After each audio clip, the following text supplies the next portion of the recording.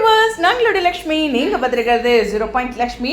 பரபரப்பாக shooting ஸ்பாட்லேருந்து update. நம்மளும் பல விஷயங்களில் மண்டைக்குள்ளே வச்சுட்டு இருக்கிறதுனால அப்படியா இருக்குமோ இப்படியா இருக்குமோன்னு இருக்குது. ஃபஸ்ட்டு விஜயோட காஸ்டியூம் டிஃப்ரெண்ட்டாக தான் இருக்குது. நான் ஃபஸ்ட்டு சேம் காஸ்டியூம் நினச்சேன். அதனால் இன்றைக்கான எபிசோடோட காஸ்டியூமும் அதில் வியர் பண்ணியிருக்க காஸ்டியூமும் கலர் வேணால் ஒன்றா இருக்கலாம், ஆனால் டிசைன் வேறு. ஓகேவா? கிட்டத்தட்ட அந்த கலர் ஒன்று தான், பட் ஆனால் லைன் இப்படி இருக்குது பாருங்கள். ஓகேவா? இது செக்குடு மாதிரி, அது லைன் ஸ்ட்ரைட் லைன் இருக்குது. ஸோ விஜய் வந்து யாரோ ஒருத்தரோட வீட்டு வாசலில் அவரோட காரை நிறுத்திட்டு தேடுற மாதிரி அந்த பார்க்க அப்படி தான் தோணுது. ஃபேன்ஸோட கமெண்ட்ஸ் அப்படின்னு பார்க்கும்போது, ஒன்று ஃபஸ்ட்டு இது பசு வீடா, அந்த பசு வீட்டோட வெளிப்பகுதியா அப்படிங்கிறது இருக்குது. ரெண்டாவது காவேரி கிட்னாப்பா அப்படிங்கிற மாதிரி இருக்குது.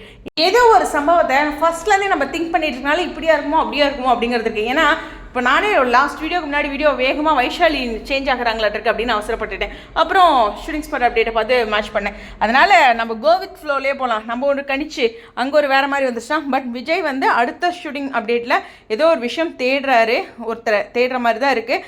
ஏன்னா ரோட்டில் போகும்போது நின்றுருக்காங்க. ஆனால் இது நிறைய கமெண்ட்ஸில் பார்க்கும்போது பார்த்திங்கன்னா, காவேரியோட ஃப்ரெண்டு ஹேமாவா அவங்களோட வீடாக இருக்குமோ அப்படின்ட்டுருக்கு. ஹேமா வீடுமே 2 முறை நான் போய் செக் பண்ணியிருக்கேன். ஃபஸ்ட்டு காவேரி சென்னைக்கு வரும்போது பார்த்திங்கன்னா ஹேமா வீடு வேறையாக இருக்கும். இப்போ லாஸ்ட்டாக ஒருக்கா ரீசெண்டாக ஹேமா வீடு அதுக்கப்புறம் காட்டினது வேறையாக இருக்கும். ஆனால் எப்பாச்சும் ஒரு ஷூட் தாங்கிறனால கிடைக்கிற வீட்டில் வச்சுருப்பாங்க. அதனால் இதை கெஸ் பண்ண முடியல.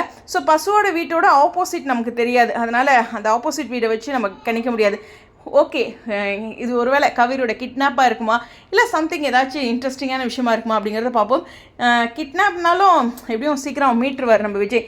எந்த ஒரு விஷயமும் ஒரு பரபரப்புக்காக தான் இருக்குமே ஒழிஞ்சு ரொம்ப நாள் போகாது. அந்த ஒரு விஷயம் மட்டும் நான் கதையில் ஆழமாக சொல்லிக்கிறேன். நீங்கள் என்ன நினைக்கிறீங்க அப்படிங்கிறத கீழே கமெண்ட் செக்ஷனில் சொல்லுங்கள். விஜயோட தேடல், ஆனால் காஸ்டியூம் வந்து டிஃப்ரெண்ட்டாக இருக்குது, நியூ காஸ்டியூம் தான். உங்களுடைய கருத்துக்கள்.